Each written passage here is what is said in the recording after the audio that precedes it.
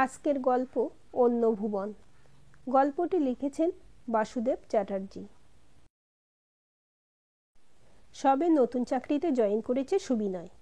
এর মধ্যেই যথেষ্ট যোগ্য অফিসার হিসেবে নিজেকে প্রমাণ করেছে সে। প্রথম পোস্টিং ভারতের ব্যস্ততম শহর মুম্বাইয়ে। এই শহরে সময়ের সাথে পাল্লা দিয়ে ছুটে চলেছে মানুষ। যানবাহনের আওয়াজে সবসময় মুখরিত থাকে শহরটা। আইবি হেডকোয়ার্টার থেকে তাকে এখানে পাঠানো হয়েছে। বছর 25-এর সুবিনয় মুম্বাইয়ের জীবনযাত্রা সম্বন্ধে যথেষ্টই অনভিজ্ঞ। স্টেশনের কাছাকাছি ভাড়া বাড়িতে তার বাস। আজ বাড়ি থেকে বেরোতে যথেষ্ট দেরি হয়ে গেছে সুবিনয়ের। হন্তদন্ত হয়ে স্টেশনের উদ্দেশ্যে হাঁটা দেয় সে। ট্রেন ততক্ষণে প্ল্যাটফর্মে চলে এসেছে। প্রায় লাফ দিয়ে ট্রেনের উপর চড়ে বসে সে। এতক্ষণে একটা লম্বা শ্বাস নেয় সুবিনয়। অন্য দিনের তুলনায় ট্রেনে ভিড় আজ যথেষ্টই কম। অফিস টাইমে যেটা ভীষণ আশ্চর্যের। কয়েকটা সিট ফাঁকা।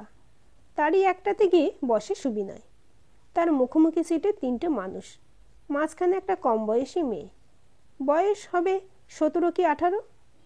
তার ডান দিকে মাঝবয়সী একটা পুরুষ এবং বাঁ দিকে একজন প্রৌঢ়া।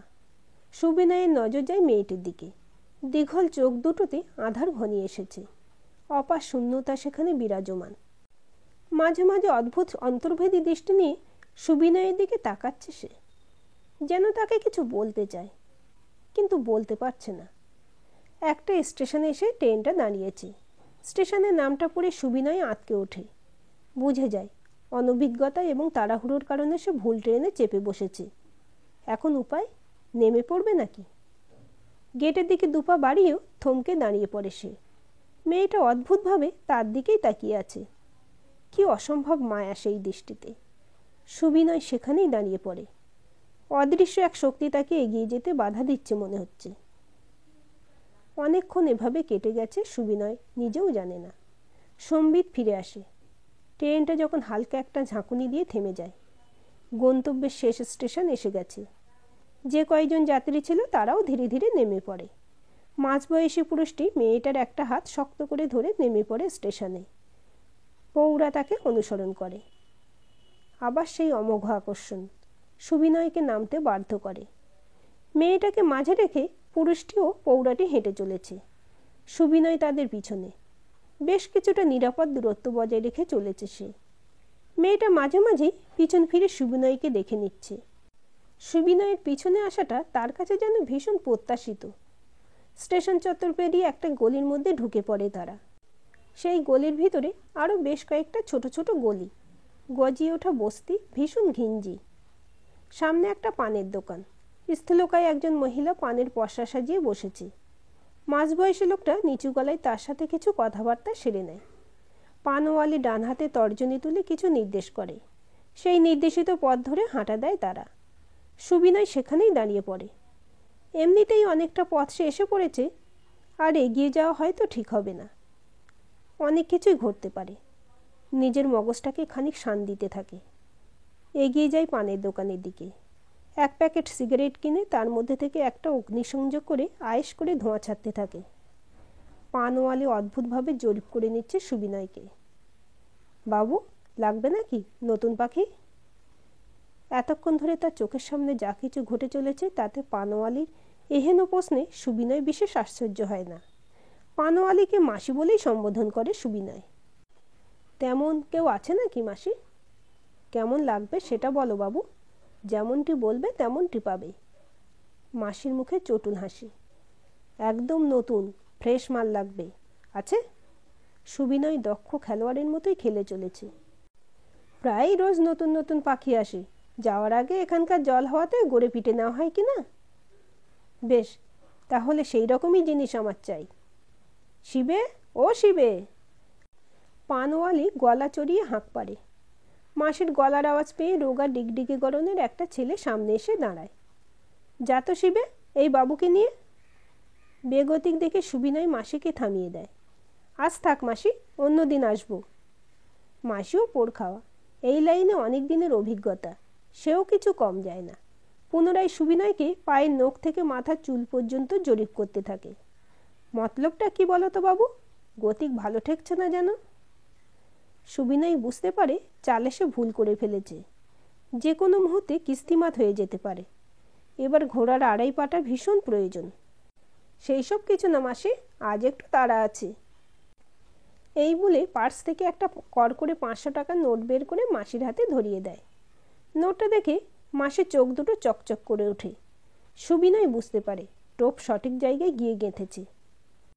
আচ্ছা মাসি, আজ তাহলে আমি আসি, আগামীকাল আবার আসছি তাহলে। ঠিক আছে বাবু, পাখি এখন এই খাঁচাতেই থাকবে, তবে বেশি দেরি করো না যেন। কি যে বলো, আগামীকালই আমি আসছি, আজ নেহাতেই একটু তাড়া আছে, না হলে। পরদিন মাসির কাছে আসতেই মাসির মুখে একগাল হাসি। শিবে পথ দেখিয়ে নিয়ে চলেছে সুবিনয়কে। পানের দোকানের বেশ কয়েকটা ঘর পরেই। দরজায় কড়া নাড়তেই সেই পৌরা। শিবে তার কানে কানে কিছু কথা বলে।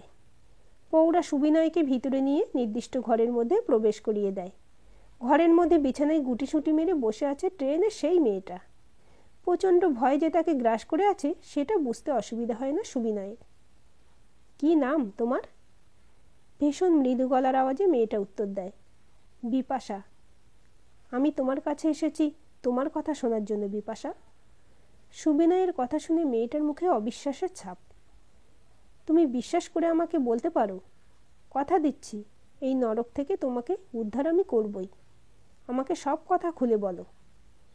বিপাশার মুখে যন্ত্রণার হাসি। আমাদের ঘরে মেয়ে হয়ে জন্মানো বড় আনন্দের বাবু, মুনাফা দ্বিগুণ হয়। মা লক্ষ্মী একেবারে দরজায় এসে দাঁড়িয়ে থাকি। জন্মদাতার 2 হাত ভরে ওঠে। শুনে সুবিনয়ের গা গুলিয়ে ওঠে। এটাই হয়তো নরকের দ্বিতীয় নাম। আর তোমার মা? সংসারে থেকেও না থাকার সামিল, তার কথার কোনো গুরুত্ব আছে নাকি? সুবিনয় তার ভরসা জাগানো হাতটা বিপাশার হাতের উপর রাখে। বিপাশা খানিক কেঁপে উঠল নাকি। বিপাশার সাথে কথা বলে এসে পুনরায় পানের দোকানে এসে দাঁড়ায় সুবিনয়। চারিদিকটা একবার ভালো করে দেখে নিয়ে মাসির সাবধানী গলা, সব কিছু ঠিকঠাক তো বাবু? সুবিনয় তর্জনী আর বৃদ্ধাঙ্গুলি সম্মিলিত মুদ্রা দেখিয়ে বলে ওঠে, এক্কেবারে খাসা। এই কয়েকদিনে মাসির লোভনীয় সত্তাকে কাজে লাগিয়ে সুবিনয় জেনে ফেলেছে বেশ কিছু গোপন তথ্য। মেয়েগুলোকে এখানে কিছুদিন রাখার পর চালান করে দেওয়া হয় অন্য শহরে, কখনো বা অন্য কোনো দেশে। তাদের স্থায়ী ঠিকানা হয় সেখানকার কোনো যৌনপল্লী। মোটা রকমের মুনাফা হয়।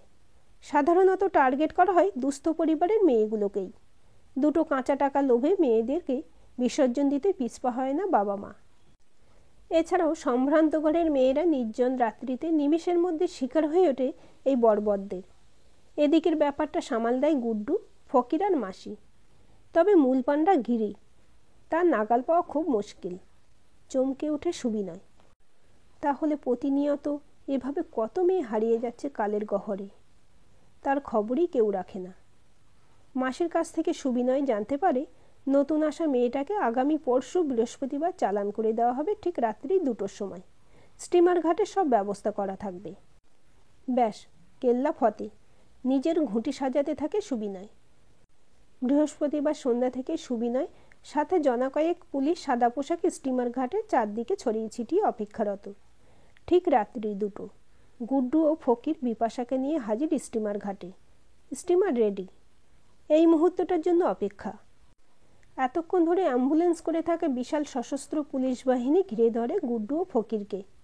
হক চকিয়ে যায় তারা। পালাতে যাওয়ার ব্যর্থ চেষ্টা। মাসি ইতিমধ্যে পুলিশ হেফাজতে। গিরি এখনও অধরা। তাকে না পেলে বাকি মেয়েদের খোঁজ পাওয়া ভীষণ মুশকিল। গুড্ডু আর ফকির কোনো মতেই মুখ খুলতে রাজি নয়। অতএব টোপ মাসিকে দিই। এই কেচে মাসি তাদের তুরুপের তাস। গিরি হয়তো মানুষকে চিনতে খানিক ভুল করে ফেলেছিল। গিরির কাছে খবর পাঠানো হলো 2টো নতুন মেয়ের খোঁজ পাওয়া গেছে। মেয়ের কথা শুনে লোভী গিরি খুব সহজেই পুলিশের পাতা ফাঁদে ধরা দিল। এতটা হয়তো সুবিনয় আশা করেনি। গিরি ধরা পড়তেই বাকি মেয়েগুলোর খোঁজও অনায়াসেই পাওয়া গেল। ভীত সন্ত্রস্ত তারা।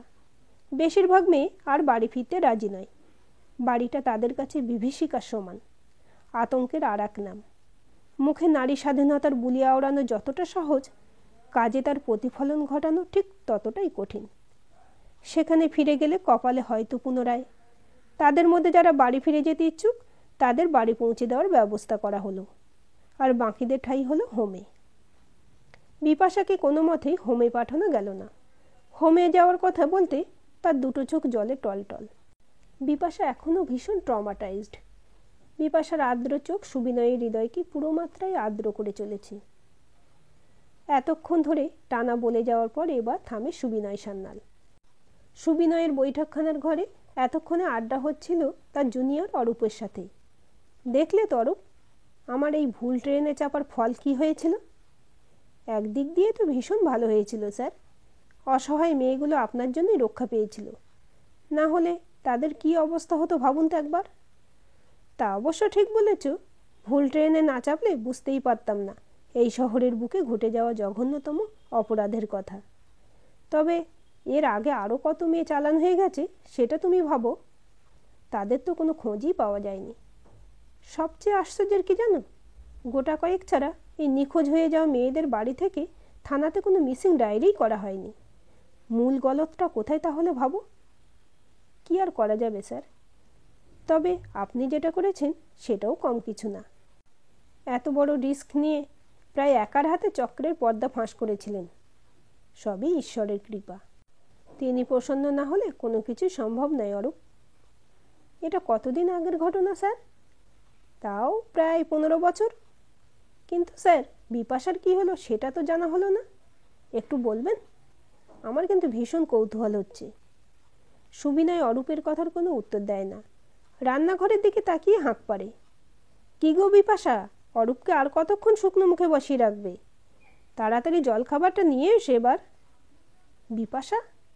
সুবিনয়ের কথায় অরূপ খানিক চমকে ওঠে। শ্রদ্ধা মিশ্রিত বিস্ময় ভরা দৃষ্টিতে তাকিয়ে থাকে সুবিনয়ের দিকে।